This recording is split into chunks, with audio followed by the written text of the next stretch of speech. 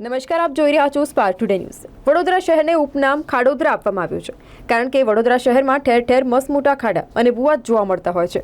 થોડાક જ વર્ષ પહેલા ફતેગંજ બ્રિજનું ઉદ્ઘાટન કરવામાં આવ્યું અને ત્યારે હાલ ફતેગંજ બ્રિજ પર 2 મોટા ખાડા પડ્યા છે।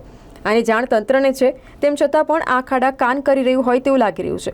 આજે સામાજિક કાર્યકર કમલેશ પરમારે કોર્પોરેશનના અધિકારીઓ ઉપર આકરા પ્રહારો કર્યા હતા કે તંત્ર ક્યારે જાગશે, લોકોને પડતી મુશ્કેલીઓ પરથી તેમને મુક્તિ ક્યારે અપાવશે। મહત્વની વાત એ છે કે વડોદરા શહેરમાં રોજબરોજ અકસ્માતના 2 થી 3 બનાવો બનતા હોય છે। આનું ધ્યાન કોર્પોરેશનને નહીં હોય। શું કોર્પોરેશન મોટી હોનારતની રાહ જોઈ રહી છે?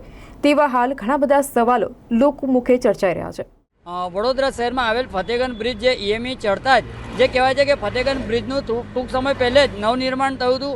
સાથે જે કહેવાય છે કે વડોદરા શહેરની અંદર દરેક વિસ્તારોમાં દરેક જગ્યા ઉપર તો ભૂવા પડી રહ્યા છે, પરંતુ હાલમાં તો બ્રિજ ઉપર પણ જે કંઈક ને કંઈક ખાડા ભૂવા પડી રહ્યા હોય તેવા પણ દ્રશ્ય જોવા મળે છે। અવારનવાર લોકો અહીંયા ગાડી જે અકસ્માતનો ભોગ પણ બનતા હોય છે। તો ખાસ કરીને વડોદરા શહેરના વોર્ડ ઓફિસરો, વડોદરા શહેરના જે પણ કોર્પોરેટરો, ધારાસભ્ય, આ લોકોએ ખાસ કરીને ધ્યાન આપવાની જરૂર છે, કારણ કે જ્યારે કોઈકના ઘરની અંદર દીવો ઓલવાય છે ત્યારબાદ તંત્ર સફાળું જાગતું હોય છે। એટલે ખાસ કરીને TNN ન્યૂઝના માધ્યમથી અમારી અપીલ છે કે જે ફતેગંજ બ્રિજ પર સાથે સાથે અનેક બ્રિજ ઉપર જો આ રીતના ખાડા પડ્યા હોય તો તેને તાત્કાલિક ધોરણે પેચવર્ક કરવા જોઈએ અને વારંવાર એક જ જગ્યા ઉપર પેચવર્ક કરી અને કંઈક ને કંઈક ભ્રષ્ટાચાર કરતા અધિકારીઓ સામે પણ લાલ આંખ કરવી જોઈએ તેવી વડોદરા શહેરના મેયરશ્રી, કમિશનરશ્રી, ચેરમેનશ્રી પાસેથી અમે એક આશા અને એક અપેક્ષા રાખીએ છીએ।